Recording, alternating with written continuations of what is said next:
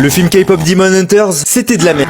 Et c'est pour les petites filles. Et ça, c'est ce que j'aurais dit si j'étais un hater de K-pop sans neurones. Mais bien sûr que j'ai aimé. Et je précise qu'il n'y aura pas de spoiler dans cette vidéo. Déjà, l'animation et la qualité visuelle au top. Et oui, puisque c'est Sony Pictures Animation qui sont aux manettes. Ceux qui ont notamment travaillé sur les Miles Morales, qui sont des films d'animation sublimes. Et dans K-pop Demon Hunters, ce qui m'a direct marqué, c'est qu'il y a une vraie inspiration au niveau du monde de la K-pop, notamment pour les musiques et les chara-design des personnages. Il y a d'ailleurs eu plusieurs comparaisons faites par des fans. Par exemple, Jinu, inspiré de Jungkook et de Eunwoo, Rumi de Jennie, Abby de Kai et de San, Mystery de Beomgyu, ou encore Romance de Songhwa.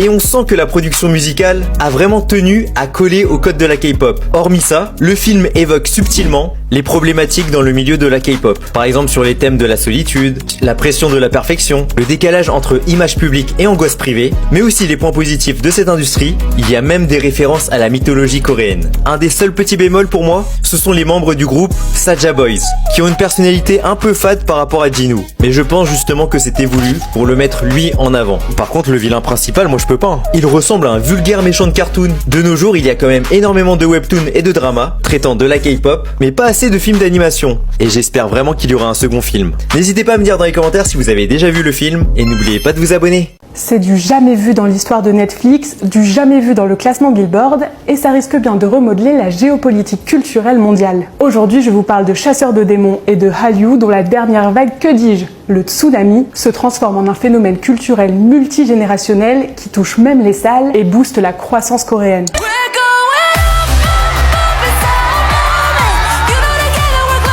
Le 20 juin dernier, Netflix sort son long métrage d'animation K-pop Demon Hunters, dans lequel on suit un girls group de K-pop qui doit affronter des démons à l'aide de leur voix. En 2 mois, le film a conquis le monde et les chiffres sont complètement fous. Avec plus de 230 millions de vues, il est le film le plus vu de l'histoire de la plateforme. Sa bande-son a aussi pris la tête des charts. On parle de plus de 3 milliards d'écoutes en ligne, avec 5 de ses 10 chansons dans le top des sons les plus écoutés au monde sur Spotify.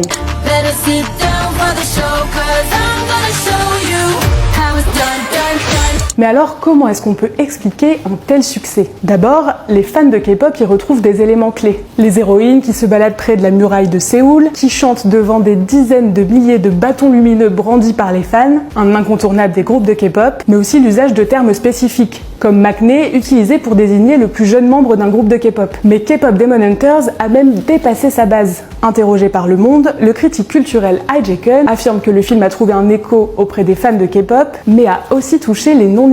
Car si les enfants regardent le film en boucle, les parents en deviennent fans eux aussi, renforçant l'intérêt pour la culture pop coréenne et renouvelant une fanbase jusque-là majoritairement composée d'adolescents ou de jeunes femmes. Et l'engouement se reflète aussi sur les réseaux sociaux avec des centaines de challenges de chant, de danse ou encore de cosplay inspirés du film. Ce qui participe au succès du film, c'est aussi sa bande originale pour laquelle Netflix a fait appel à l'élite en la matière. Le groupe de K-pop Twice, l'artiste EJ ou encore Jenna Andrews à la production qui a collaboré à plusieurs reprises avec le groupe BTS. En gros, de la vraie K-pop produite par des artistes identifiés qui ont aussi pu ramener leur propre fanbase. Résultat, des chiffres impressionnants et des notes de 4,5 sur 5 sur Allociné et 91% sur le site américain Rotten Tomatoes. Netflix a même transformé l'essai avec un week-end spécial version karaoké dans plus de 1000 cinémas à guichets fermés aux États-Unis, au Canada, en Australie, en Nouvelle-Zélande ou encore au Royaume-Uni. Et même la presse sud-coréenne est dithyrambique. Enfin, le film alimente et profite d'une tendance de fond,